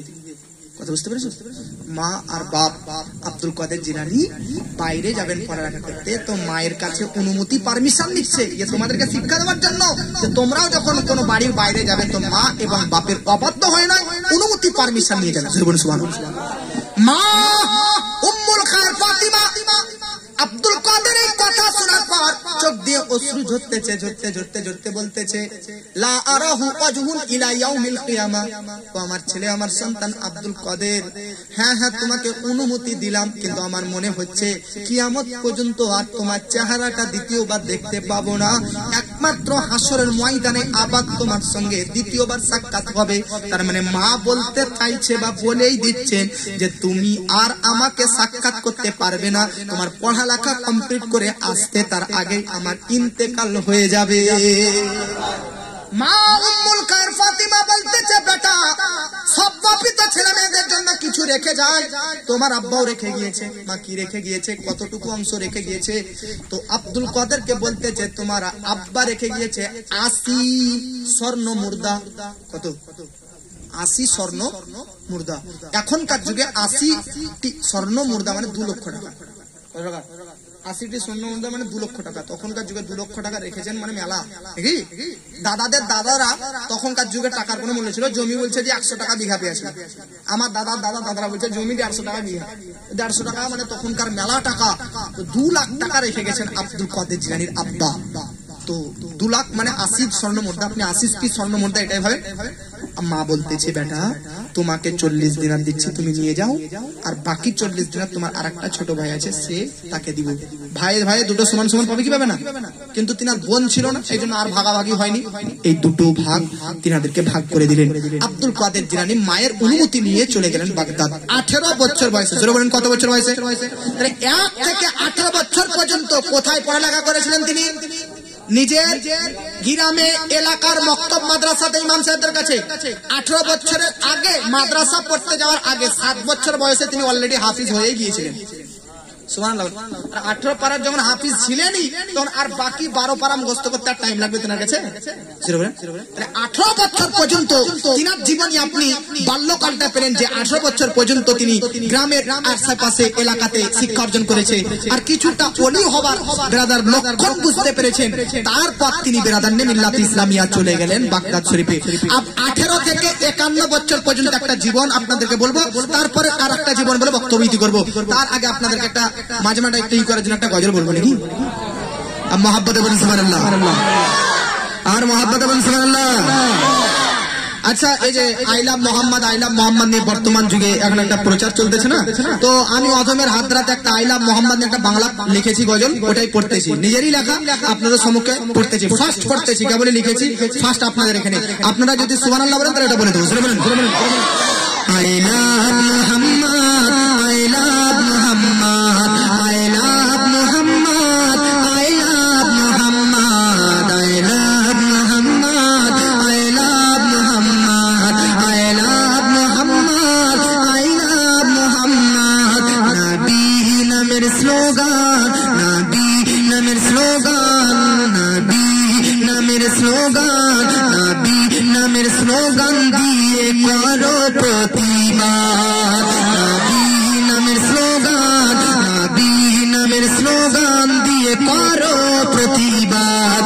I love Mohammad, I love Mohammad, I love Mohammad, I love Mohammad, I love Mohammad, I love Mohammad. জিনার প্রেমেতে, জিনার প্রেমেতে, জিনার প্রেমেতে, জিনার প্রেমেতে পাওয়া যায় ঈমানেরই সাথ। জিনার প্রেমেতে, জিনার প্রেমেতে পাওয়া যায় ঈমানেরই সাথ। I love Mohammad, I love Mohammad, I love Mohammad, I love Mohammad, I love Mohammad, I love Mohammad. ছন্দ শুনুন।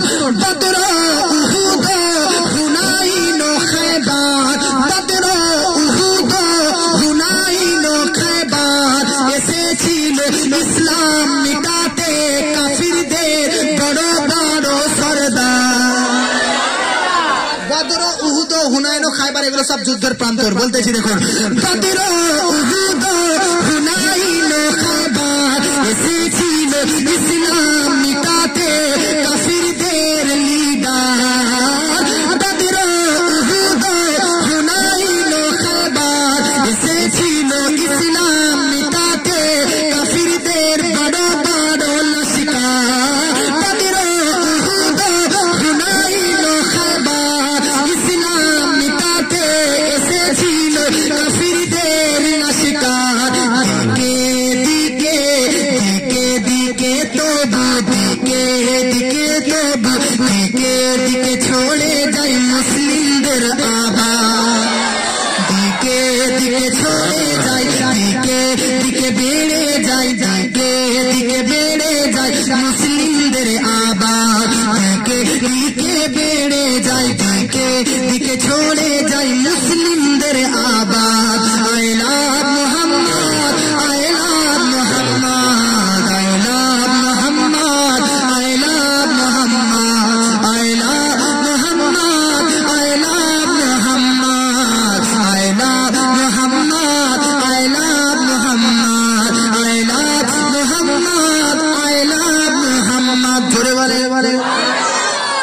ছন্দ বলবো? 4-5টা ছন্দ লেখা হয়েছে, কিন্তু সব পড়বো না, কারণ আমি যেখানে জালসাতে যাই আমি চাই যে আপনাদেরকে একটু বেশি ওয়াজ শোনাবো। গজল পড়ার জন্য কেন আসবো, মানে বক্তব্য শোনার জন্য এসেছি না। অনেক জায়গাতে এটা কোশ্চেন আছে যে আপনাকে হুজুর গজল বলার জন্য নিয়ে আসছি না ওয়াজ করার জন্য, অতএব ওয়াজ আপনি করবেন। বলবো? হ্যাঁ আরেকটা ছন্দ বলতেছি, পর লাস্টে আবার 3টা ছন্দ যেগুলো পরে ইউটিউবে শুনতে পাবেন ইনশাআল্লাহ। মোহাম্মদ বলুন সুবহানাল্লাহ। I love Muhammad, I love Muhammad, I love Muhammad, I love Muhammad. যতই বন্দী রাখু ভারতের সংবিধান, যতই বন্দী রাখু, যতই গ্রেফতার করু, যতই জেলে ভরু, যতই বন্দী রাখু, যতই গ্রেফতার করু, যতই জেলে ভরু, ভারতের সংবিধান তবুও ছাড়ব না গাইতে নবীর শান। জোরে বলেন সুবহানাল্লাহ, আর মহব্বতে বলেন সুবহানাল্লাহ। যতই বন্দী রাখু, যতই জেলে ভরু, যতই গ্রেফতার